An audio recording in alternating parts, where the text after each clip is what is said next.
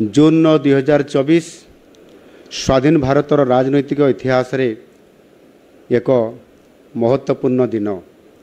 यही दिन आम देशर यशस्वी प्रधानमंत्री लोकप्रिय जननायक माननीय श्री नरेंद्र मोदी जी लगातार भावे तृतीय थर पाई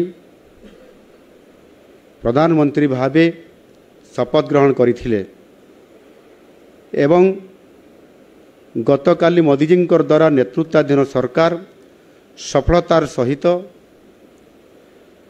11 वर्ष पूरा करिसंती एवं ताहा सहित तृतीय पाड़ीर प्रथम वार्षिकी पूरण मध्य करिसंती। आमे समस्ते जानिचंती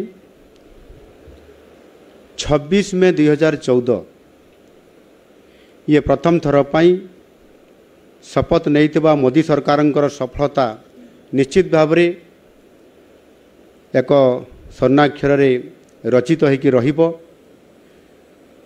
या पूर्वर एक दुर्नीतिग्रस्त अपारग एवं सारा देश में खेली जाइथिबा नकारात्मक भावना बदल रे एक आशार आलोक खेली जाइथिला।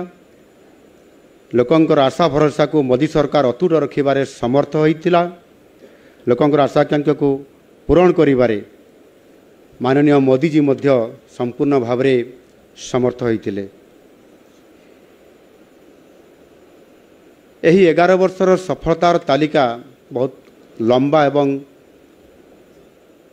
जुगान्तकारी, किंतु मु जदि याकू अति संक्षेप रे कहिबा पई चाहिबी तले विशेष करिकी आम देशर सामाजिक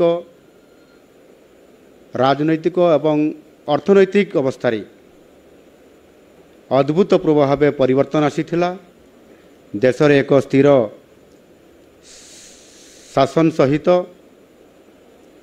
देश पई तथा व्यक्तिगत स्तर रे बहुत लोकंको एथिरे फायदा मिलिथिला।